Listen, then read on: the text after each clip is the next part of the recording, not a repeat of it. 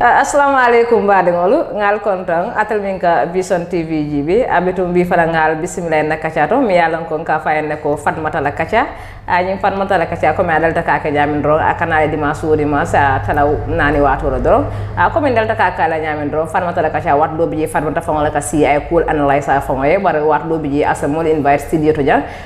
pour ni cool Kachaa mi yalan ko be den dim banko la ko la jan woto bi akata nya sewo koti to min na broda kendo min keta fandim BALDEH mi yalan ko atele mo foundati operation cleans NPP bi ngatra so studio to ja nabe min Kachaa do wolbe dendi la kula mi yalan ko ila operation on ngabe taka nyaadi le kabiri press conference on ke kul bi taka nyaadi le fo hansa we lo la jumal to la fa ko le nga bulo kono wala ne bi nga kere ka invite studio to ja BALDEH nin kadum Kachaa nyin kono don nim fanni mbata fam bula la ni na jiwe la kendo mi kataram fe wato wati Vision TV ani fala sonyo konton fanni bismillah Vision TV. Okay, Fatoumata baraka bake mbafula alfana ye maaleykum salam mbafula viewers wali ko assalamu alaikum albari malam funding BALDEH commonly known as BALDEH banna ya Fatoumata kontan tabake katane bunya ning hormoti kang fanang invite nila jiber la ani gambian koli na Kachaa especially in telbe loring min kunto bake wolom politico fanala so mfanamba fola Gambian ole ko wato wati sekarening online TV jibe because ni mo idea mo very good initiative lati pour kan na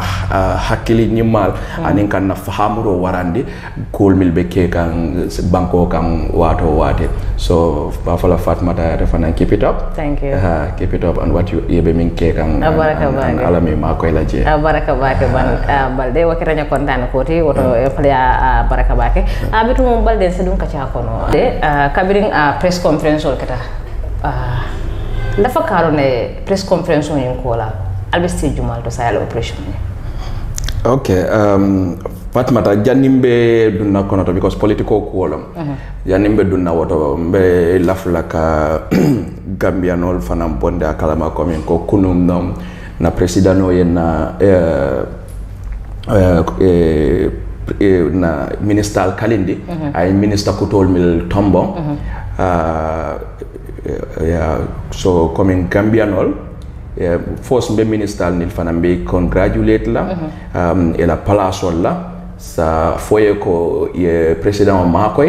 ya kamo jamfande because Gambia ni population no be jiben na population is over 2 million bari place wo place 2 billion lo kono ay mo kilina tombong ay ke minister ay ke wo place wo nyaton kote so waya yitande ko president no ye lanno ni jiki bale soto e la karola pour ka wo place wo dila etel finance kata president no kamo jamfande yela doko ke and you deliver as expected nimbota je na yamaro mimita Gambian kolbe anin daniro kolom ni minister fanan idamantela doko tenola they need until fanan na support as the general citizenry Gambia banko dingo bela responsibility mo pour nga kafunyoka nga banko doku wala beni minister fanan mako ela ke la banko sono yande momondi e millong ila fanala ye finti ye bulo yele ye dabo yele ye accommodate ni doko ke because imantra doko ke kam president Baroye imantra doko ke kam NPP be doko ke kam Gambia so whatever in place to Gambia no bele irrespective of political party imari be dame so sa avoid ebe institutional ebe department even though imantra government ruling party support kam sa avoid ga development project or project solving activities or ke sabotage mo pese doko ke komin kayaje ko doko ke la bankole so on se minister ma ko ni minister ko tol mil tombonta department head sol bank doko momonding ebelori bundawo bundala be ngambulo kafunyoka ngam minister ma ko ngan pangol ma ko nga banko ma ko fonsula ta nyato ta minna ni ruwa minna so alo so dinna so mo yamar ko wolon na yamarote so nimbota je ya operation cleans NPP mba kanne ni yaje tenkugo be kerindo man ko be mbiri mbota sunkaro kono salona ta salo bota je bari status hila le ka Kachaa be Kachaa ke kanne nga jibe ndelanning senna aims ning objective all achieve no nyame mel buko because sula ko mum mindi problem wol min be party kono nge identify nge solve andum be okay kan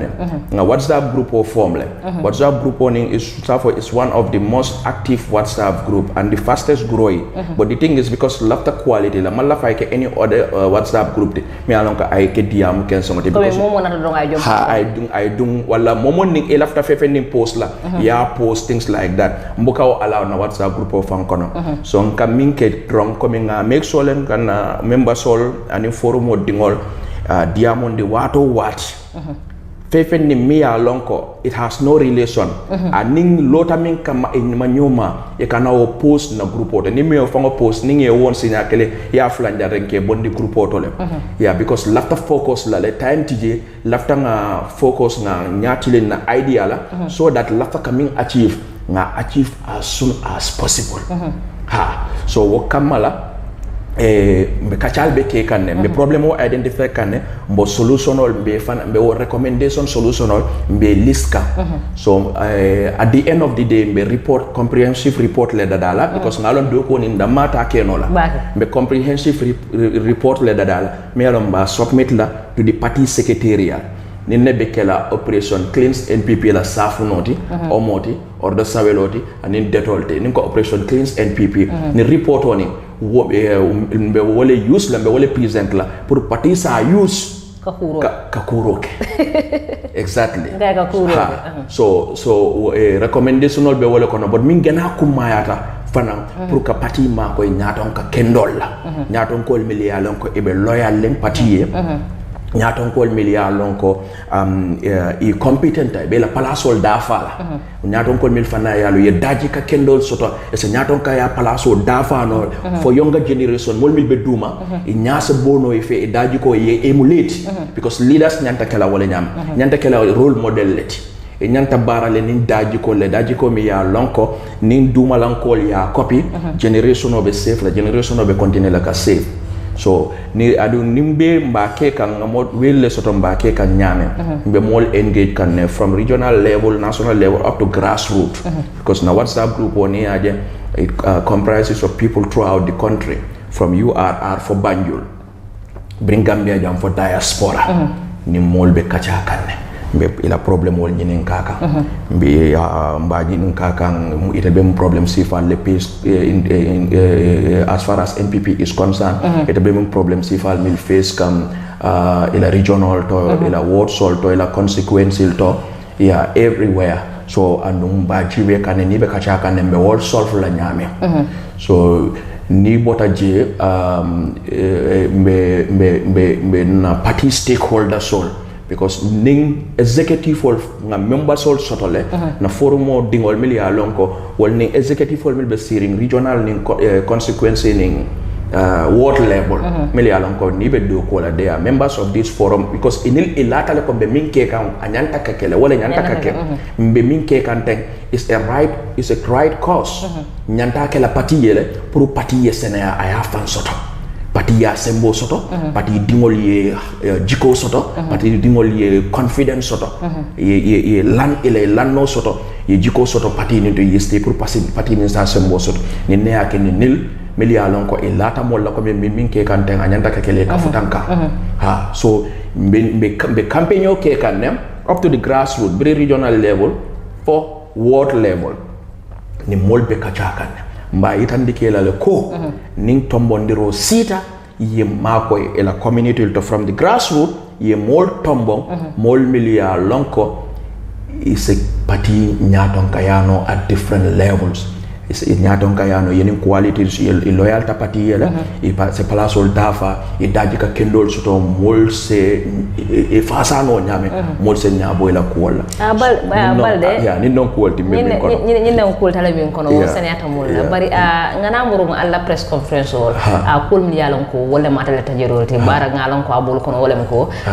ko wala national executive mi yalon ko wala be west coast dan KM greater Banjul area alla fa wala resign bawo aliyaje le ko alla poor performance ala min soto during the parliamentary election wala kata dalil to mi alam ko alla fanyile boji bar fa yamira ko ni atel kal albe min ke kantendi no kata dalil to ka ko banna to do fang ngana national executive member sol bondi parti dol bi jel mi yalon ko de wan winin bari wolle executive han say wo executive be bulo kon han say wolle be bulo kon bari tamira ko alta fere dol landi de ba mi yalon ko kaje ko ni executive albe sembenti yal nyam ko mi fo mi fo al yal dam pangol yede atel fa le million al ya ka fuite le million isaje ko say parti ni sembenti yano dina ka ko we cleanse them out we remove them out.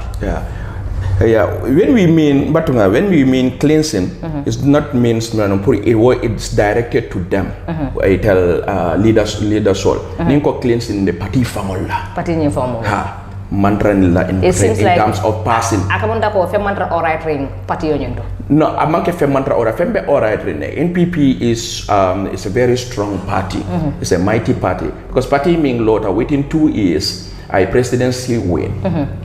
So nani poor performance National Assembly elections. Weye min hani man fisal. Weye min yitande kija fara kolam. Ay min yitande. I yitande le ko party be faring problem wala la even though party is strong. I yitande ko party be faring problem wala and do fonga wuli ko problem also. Ndanga mera ko manke ko men party be faring problem wala. Ya mera Gambia man tra faring problem wala dine ka ko party le faring. But yala on coming ko dem mi antel mantra Gambia ko wala. Because Gambia di ngol la ka karre. Mbatum. Because until say Gambia la problem mo ni ajan dunta political la.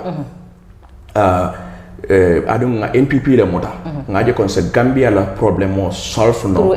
through NPP la odo janimbe Gambia problem o solve la be parti la problem o solve la follow because ni aje Gambia nga feel fan Gambia fo problem o bijanam ani Gambia no fan problem Gambia no fan problem o leti yeah so you have to deal with fangol force niko problem be ni comme exemple ni ko problem be brikama etete wul no le brikama be problem solve ebe wul la le su kono ebe o je le solve la fono ya fo mo le ntenga ni nek alfane ni kal la su kono ba collectively so individual problem wol korda kono sa ngana la su kono be su kono exactly mine beje min bentelia NPP nka wole fota ngalon ne mi yo cause because na party is a young party party serni nyon watolom party londita January last year April executive fall tombonta December keta election ote enough time winter enough time man soto pour party ni structure enough time man soto pour party ni na problem on because otumo political sora jaw I mean opponent soul be very serious and active campaign la because I mean bring 2018 south of an oppositional Gambia was like a political campaign period rally upon a rally so time man sort of prung a party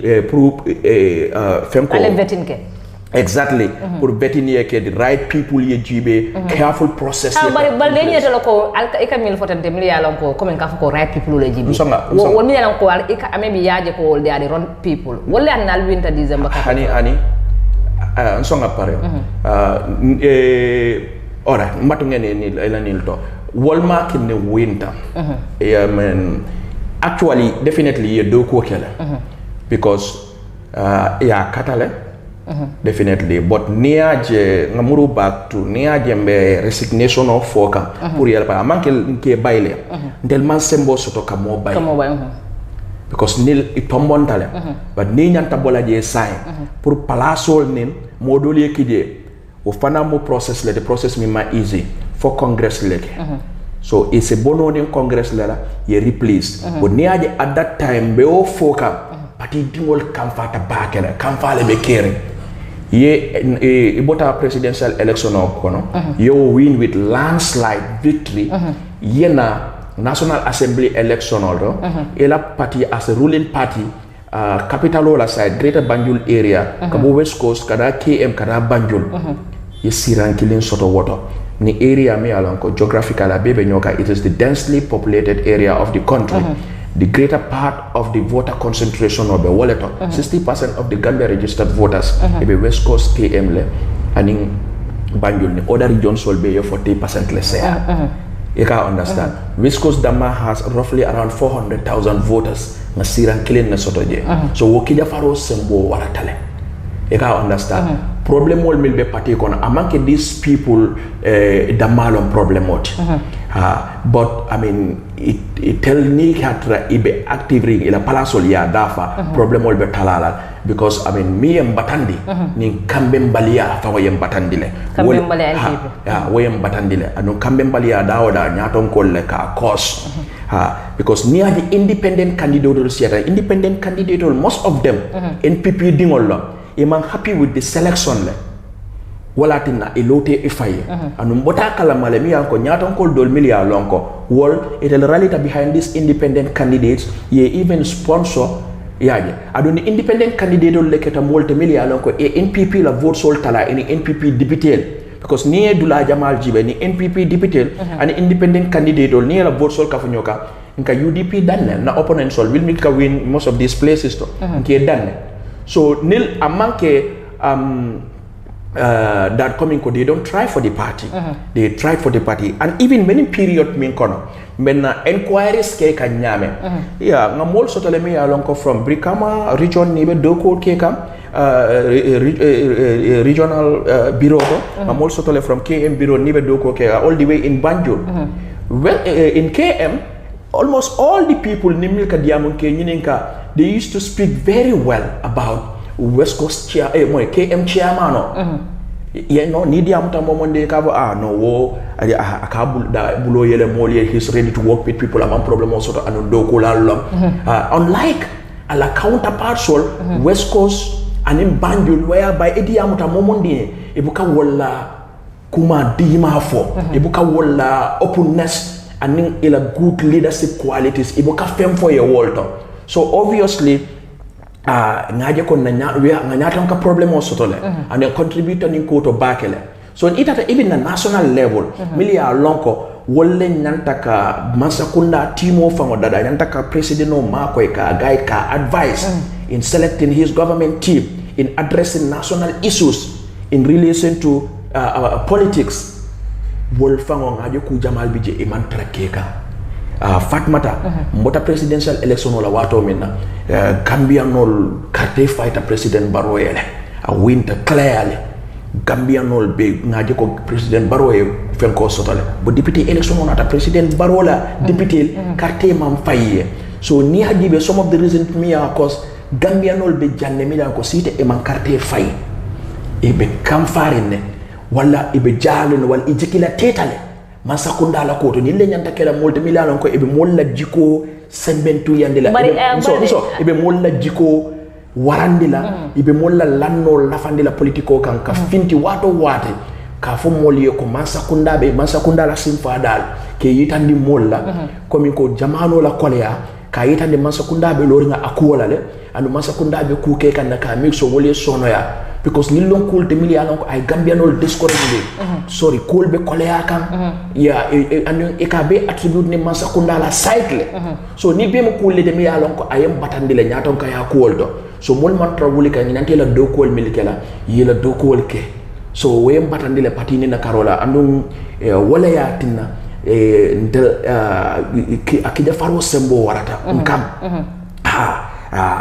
akamfa wartan ka foko nine yake ndinga flag race nko nga wuli nga nyo mamanti nga wuli kuye ke nonte amina na carte fayo nga carte mi fay president way pour gagner presidential atina na fa sotola because atina na fa sotola in a sense député election o tambital ntelle nga majority soto député bungoto but ni mayoral fenkol milkana nimma kata nga wol win nga na area council election on win ninga opposition mayor soto abe kole ala le pour development yeke because nga jele milbe steering opposition mayor milbe steering milbe aning chairman milbe enim banko nyaton ko mantra do ko wala ni ku soto instead of ye president no invite ening banko masakunda do ko ke e la opposition nyaton ko le commenter and no wolte any meaningful development sambala na presently at that time because yiriwa nyatota fefendi ya nyatile bankola akanani mansa kundalla akanani president la bundalla so obviously fonga mol soto naning area council bundal la anin naning local government official to milia lonko ini president no president la agenda support ibe pariri ni president no ye bulodu nyobulu ini president no ye dokoke so ni mo kulete ni lo kulte milia lonko intel wulta pour nga try ni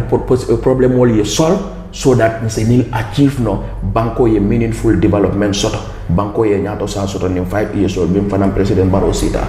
balde yekuma do foji way interest la tuma men ne ko alla nyatan ko ko wala nyen naka ke midiyoti kata molu wale mi yalon ko wala ko ato do fa président be nyene la nyene mala development plan soti nyene mala nyinti comme dunya kole yawe kafo nyene mo we fo wat bari yamera ko party government fam wo plano be bulo kono ba mi yalon ko alla executive wol ibe lo no wol kanne pour kaje ko fo mo yalla say mo be kalamata ngambe banko kanja wala nan ko ko no folo ko ko yamera ko alla executive wol lemba fo banko di wala fo yari life ko maybe nga mistake gole kenu presidential election nga kare fe baroe bar say manyena ko wo mistake kilo ke pour nga député wol yalla mi yalon ko wolle bita de represent la because ni wo député dara ila ta kan ko teke abe kelo ko min bela firin ko yami e bonka o mantra bonka because yalla di ko bo fale ko sembe alla executive wol ala tax la dila wala ko to ko net minutes for the party you know that but then senator executive for la mantra sembere kula mi halon ko concrete ko la mi halon ko bola for la mola mi halon ko len carte federality ya mira ko e fala me do ko kino because ndanga mi mira wala ko masa kundanya na kala executive for sembente be sembente ala mina wala ko ni executive for ko mole ko ni wati kari din ku kar be kela comment ngafo maybe fengol dala be jaware wala mburu ko mankol be keri idate ko mole ko masa kunda ko comme ni masakunda kachata ini president kachata ina ko labul kan kaje ko promo be solfa nyaabe maybe ni tata yo ko era ko banko dingole ko ni president o be kacha foi pareta ina de ko banko dingole ko ha janni yin karda la de president o la do dinala ko farño da betala banko kanyen sadio ko maybe mburo be tendele sala ta mun ngal fayde la sota benu mento sa moli ya ko kabiri yo fodro wo ko ni implementa aketa kuti yalo milika carte faybe hop sota la ko these people when they mean business they mean business bar sa netra ko executive fo kane ka fo moli ko nyine be kela nyine na plan solti NPP nyine na fem ko nyine far bar sa milika carte fay wol mu kaje ndefe ko wala tinna maybe deputy Karefawo alusta around this area, West Coast region, KM, Kata, Greater Banyan area. Don't you think so? Ani Fatoumata, actually, but I start coming na executive for manke tel damalong mediator ti wale tel nyantaka diamo voter solye damal nyantaka diamo. It's not amanya na kela wanya because bari banko dingol ibe lala kala nyatonko la diamol nyatonko la diamol la than any other people nin campaign o sita man coming ko tol ka kala adu mol ka diamo nyoyela mol ka no convince la but nim political mantra kere and situation arise ta wala na man sakunda government spokesperson sotole patil fananka PR o soto ha so nilmu molleti wala palasolte mil nyanta tarla ila group and in the outside body team ha so ning amanke Gambian call milie carte fay president Barrow presidential election will dolle kamfata another president of opposition that does not happen president NPP cartel NPP call might and and MPP dingol imanta lato yama sita le definitely National Assembly election is sita cartel man fay comme ni jikila telo ha so a manke fanam ni masakunda e wulta ye mol promise comme ko nimbekela a manke comme ka fo e nyame jamano koleyata oppositional capitalized ninka ibe every time ibe ninkol exaggerate la altelle carte fay baroye para maji kol be koleyaka fengol dalbe lafaka andum nin dunta motulo kono la like ha andum ndella karola wayake ni milia muta milbe balande e balanta but mil dolia lonko e carte fay president we even though e malafika carte fay opposition e site ma wuli ma e manta carte fay but na cartel dol janjantal so ning a manke like komen ko MPP la supportal cross capital ibe notole ndella mol bu fana manguli comme e nyanta wulla nyame ka electoral engage prim presidential election botala force ka mol tank fan ka murumurun ka mol tank milie carte fay ande milia lon ko ni kafuta nyoma ni campaign ke na coalition member sol patil mil kafuta nyoka ke tank because I mean NPP parti ko tole MPP damma mang MPP winning de na coalition of form with bigger parties ka parti milia lon ko yemodum like APRC ha ikafutan kanne so wol fanan kayla jarama dila ka mol actually ka mol ka ho murundi mol kan kayitandi mol la ko nin bata min be kere nin jamano la kolya min be kere amanke gambia damate kayitandi mol la ko dunia belom after ka wuli kayitandi fona masakunda benin simfa dalle takam wato wate institutional bidane bilano ko definitely they are working on that but nim population no ma long ni electoral ma long ita lon nola na man foye ita lon na andi ibetar la jikila tere ni akamunda ni ngi faham wolen ko kibar janjang wala fanna la ka mu kibar wa politics long abe mo political ha ibaje la comme kibar janje baje la ko communication lo bonte la karola comme political lo because political party inyanta make sure la ela party dingol ye mechanism put in place mi ya lon ko ibe maintain la ibe la jiko ani la lanna ya hope nin trust nin yemin soto party ibe o maintain la so you should get that mechanism every political party nanta ka soto la and wo mechanism mo multi wato wate ka moldi amunde ka hope dila hada madingo e ya soto ela side abe batari wato wate ni la fa ay tu la side jikindi wato wat ayita ndala ko samala be fishiala biti hope dia so the person every day that tomorrow will be better than today is hope. This is politics. But I don't hope me along ka fulfill. No, aka fulfill. The thing is the discouraging force is greater. It took a greater part. That the encouraging one. The encouraging part, and the encouraging part should come from us as a party. Ha. So until all mu party dingol we do this every time. Ni diamol fona pukar ka mol hakilol jahase nka fintele ntal fana ka fintele nga government defend and with facts and evidence and we tell most of the time we tell fana ka capitalize situation la ni be kere so government project all be only government activities so government policy be only ibe sotori ne mi ya lonko ibe senin kubo sembentu yano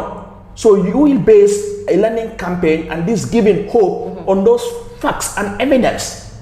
and people will understand but the thing is new mantra keka hada madingo kajikila tele hada madingo kataria nyina la nabe bata ko na camera bata be continue la mebe continue la balde iko alla fonko alla boyo e point do fo iko sélectionno ni la fa kan sélectionno ni ngata nyaade fu mol campagne bari min fa wen jakal wala ko fu mol miliyalon ko campagne ko tare independent wol bijele be pana solo ko to bang fu baje kan party develop because ngamira ko netara ko they are loyal to the party kabiri mo do select itrenya na ke bulu la fa kan yo sementi ya pour ka joko this is NPP thing nga support ya banne loyalty ko le bije amen because ni loyalty party definitely nim parti min tombon nyanta bulala no bara akakole ya bakele ni fane ya jo komen ko selection process ni amanta ni silola there we were not involved in the selection process but because I mean but nga trial the personally nga trial pour kan na hakilin ngo share with them because there is a day brikama combos brikama south selection no be ke kalumen mfutata je some of the executive member while selection process we on some of the executive member terasiri mbundala ko baral tel fomu ne be kering nim process obe on and some of them ye mim fango fonne ko nini mobe do ko la man pare ye do ko ke be mo nekele te famutala so kayita ndi modol fango nyoreta ye famuta de ano even inanta patala selection no e man pata de fango select anta for santo nganna time ta ngebula for some time ngabunda to restaurant ngebula for some time ngabunda ye ngaje bunda ele ndunta konoto with all the NPP anunka bataminke NPP ndeka na own resources le use je ndebuka party la resources use campaign activities nga campaign ke president Barrow ele for president Barrow win the presidential election and italiente suutele ye law wala but bin futata je inata mi itande ko and I should not be part if that meeting is confidential I should not be part of it man even though ya long ko nata na hakili ningole dila drone ko okay no problem nge excuse but ngai tandala ko whatever be confidential in jam at the end of the day moment to monta mbebalo this is going to be publicized but it's not a problem since I'm not supposed to be part mpana ngam famuta nyanta fefen contribute ma contribute even after the meeting he came back to me. There is this guy who came back to me. Yalo mtebuka bingani process mukala feka mubulo muta mukala feka moto kone ko ngalo ne komite mu parti dingoleti e ka kata parti ele kila on resources le use parti to e campaign ko president ole la fa president ole le bari ni meeting mu confidential meeting leti so malla fi nga modol fintindi nga ne ngete allow je bina ko no problem I just wanted to give my little understanding but well before the election selection process bira botala diamo siata nyamem so ayitandita mo jamala le konin selection process manka anyama because ni ajibe the caliber the type of people yena listo jibe mo milia apply with their qualifications yena ajibe mo miltata ifankalo ne ko something is wrong, something went wrong somewhere so selection process oning contribute but wayatra other problems bije coming kan nimmin for a be loyalty le kumata wala na most of the time nimbe qualities for in selecting leaders nka loyalty momenti ye patije adni patije rek nyanta ka banko le because it ni fanning ime kunkili nafache ibe banko jeka ibe mole tombo na momi ya lonko ya long ak palaso ni asa dafano asa palaso ni asa samano as a live to expectation as a deliver obviously ni kon kanyanta man ne ka kunda manke man dingol ba ni ko kanyanta e ma fo tek kodi aketa nyaaw nya fo do ye do dang ko ni ko fam kanyanta ye do nende ka mo man kanya so very good so ning animo wuli killing le one post apply the selection on a tofta nyaaw nya at the end of the day for more killing you do that with all the qualifications near based so ning nga feel the selection oketa nyama the right person be select andung mo milia lonko e dammangol ye ku kilingo apply e dammangol fanka nyolo ay ka nyolo competent level baake so ning competent ringo tombonta modol kalon ne ko mi yalon ko yalno ka tebe nyaato ka jivole ya to abulo ko ka kalno ko aja adun wati dol nim mol mil be tombonta Nimmo tomonta mi alon ko is far more competent than all of you ma ka ngo kasi e ka dol jele fang dol ka jele wol ka back out fang because e ka na kari ndeto compete exactly so obviously ni aje chocha siata rek alon ko mole botanam from somewhere mi alon ko it's not even close to qualification ya fi tambindi mole la me ya alon ko wol ya danne wol le blow back in terms of qualifications so ninno selection process ninna problem woti akamunta alia feel ko falam contributor contributor wole but mimma beninti loyalty ne because nga feel ko ni milbe fangbe tombodiro nata e loyalty party ibe party la interest la jibe wala mbela collective interest and party la interest wala banko la interest ibe the right selection okay but nga feel the wol fango ma loyal party there is something they are loyal to selecting a wrong person or an unqualified person there must be a motive behind it itala nafa because near banko la nafa jibe ebe the right person tal itala nafa either way fenne dealer wala ita badi ngolo wala you have a relation with the person wala mari jikinde ka be fenne dealer wala something but you cannot just pick a wrong person without any reason. What? There is something very wrong with your judgment, with your sense of judgment. That's right. So, what form of leadership problem? So, their competency comes. You are not competent to do that selection.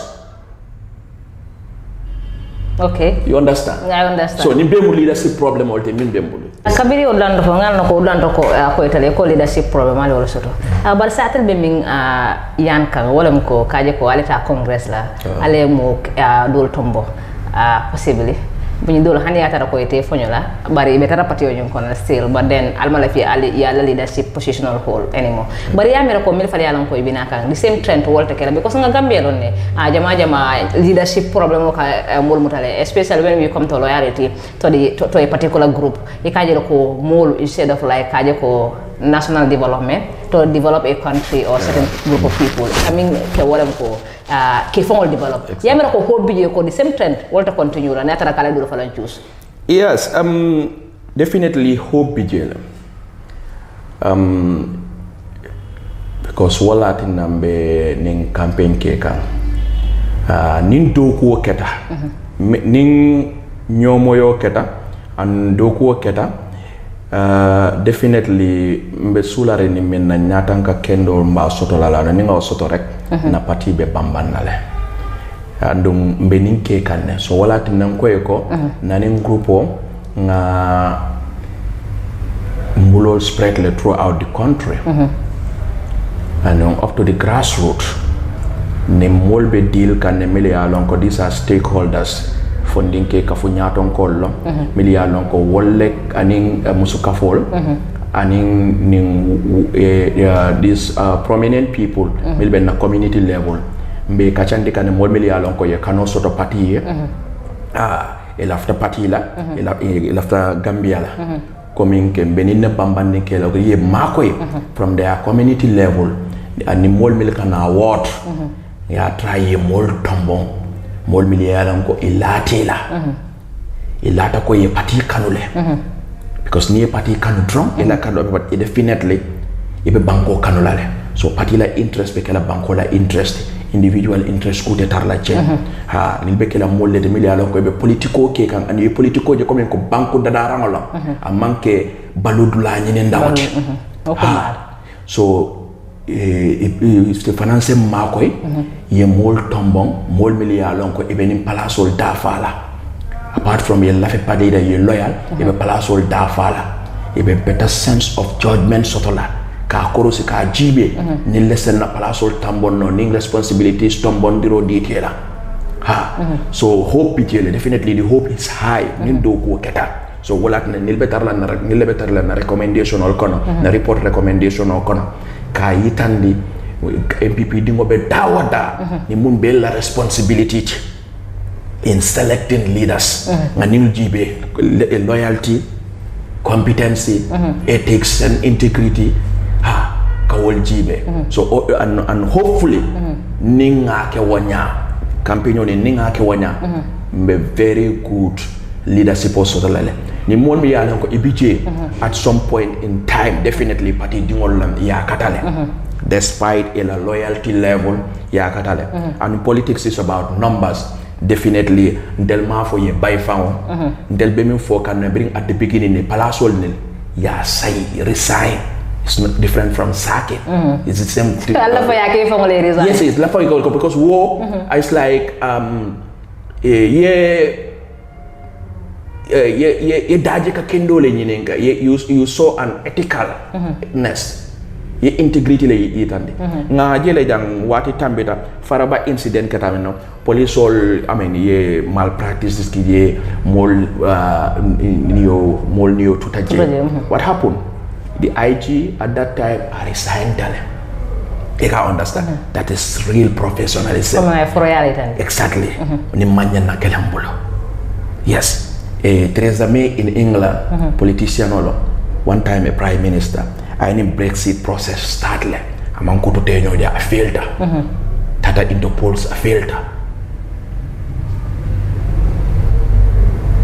What? I resigned. But ni ya atala molo ni will ya feel ko. It they are not the reason. No, it fana mo wonde. Especially in region Sabol, West Coast, KM, Banjul. Intelebe no wo regional chairman yala because of that ni election result so later lumen asamo mbena resignation I swear to God maybe but maybe they don't feel it tell them reason de mi ala ko ani manque reason ti dara nyaton kayale nin nata nyaton kayale nin nata mbeni min fo kan even nyaton ko dol mil fana minna e nyantanin tala na beteyata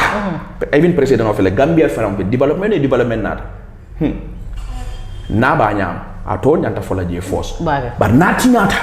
atele to be fa nyata ko yale ni wona wala ne ka fo nyata ko musuntu ko ngoleti e nyanta ka pesen soto Fatoumata nyata ko yale ni wona na beteyata itele to ka fo bar nati nyata fana itele to ka fo even though you are not the reasons but itele de ba akete tele kota e ka understand so it take a responsibility in entire. Either you are the direct cause or not. Nyaton kayale ni wanata. The successes,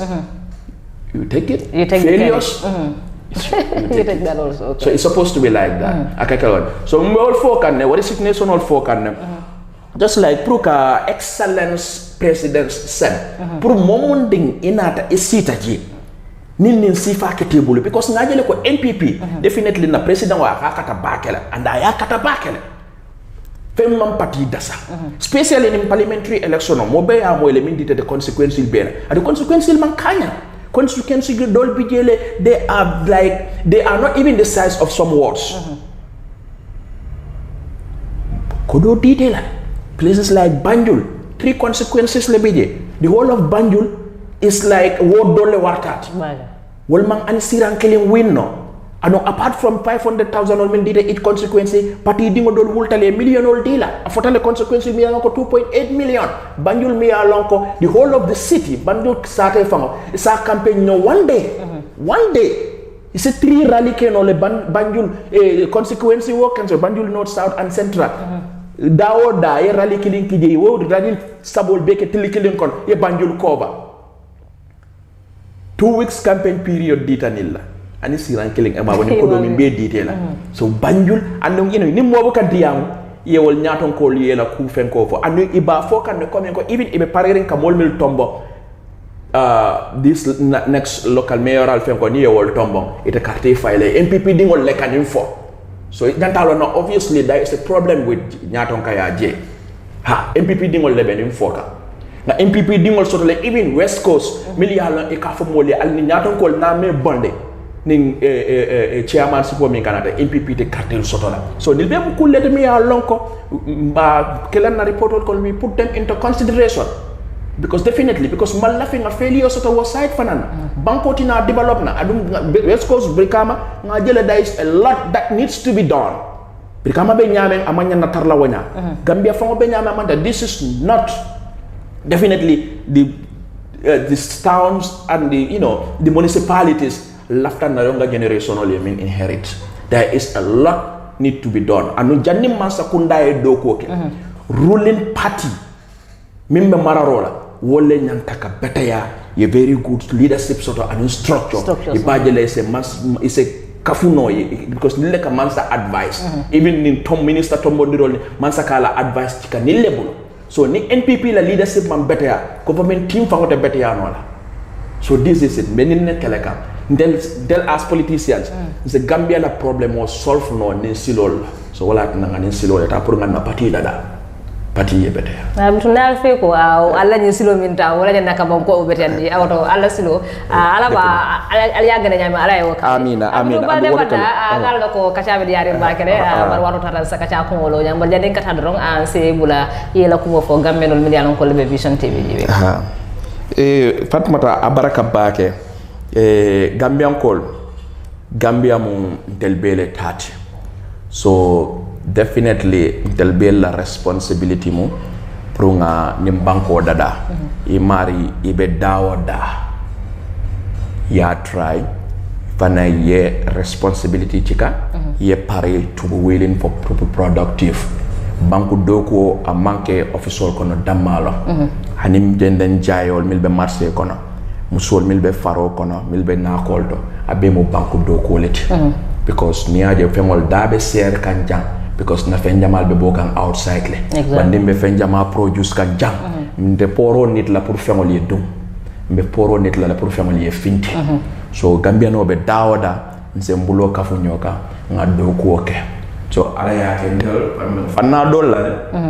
bari politiko fana ma wor fana je pro ngana banko dogo because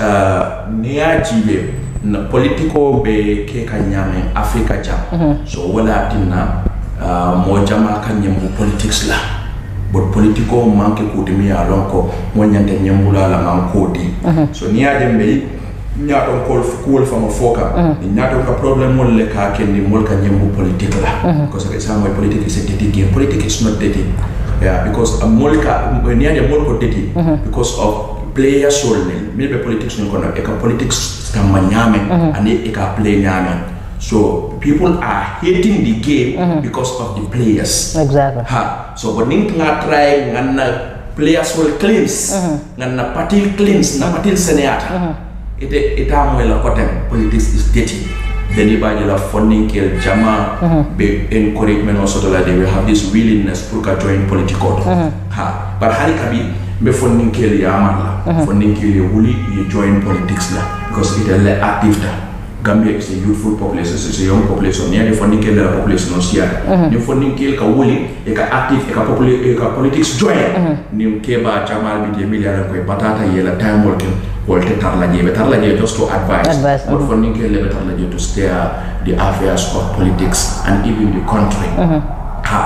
So politique pour na banko li bete ya na politiko li bete ya fo nga daji ka kendol sabatindin na politiko kono because niya jibe dunia kono all nim banku yiri wari mol nim banko mi yalla nyaka boy fe Fatoumata is because of good politics. Exactly. Nim banku dol mi yana ko be batarin ki lol bije ko bije development o si lol be tinyaring jata kende alman soto karamo man quality soto amang value soto all because of bad politics. So it's a responsibility upon every Gambian citizen pour nga wuli nga active nga dam la politico to nga make sure na politico is sanitized nga make sure the right people, competent, loyal people, patriots banko din kendo mi lafte la banko la nga miso nga wol tombong e kan na politiko nyaton kaya definitely na politiko ko bete ala na bankol fana be nyato taso baraka bari kan dalle be ya falmu anti NPP de kay kan dalle be ya falmu anti NPP de yenal da woni NPP ko okay be to mbade ngolo ko be balde ya fa nyamin ro wala kata kacati mi yalan kon na soto kontanta bake pour ka soto sti to jang be don ka fale ko watel jibe kendolo yende kata kacati doron na mi soto Fatoumata La Kachaa ka fale fo dimas na la inshallah rabbi nan na camera le di tentu bake ngaje musu camera mi yalan katale muta camera la fannala nga balde banna falang kontom bake nga tentum kontanta alna la studio kono ja fosila ko tan inshallah rabbi ala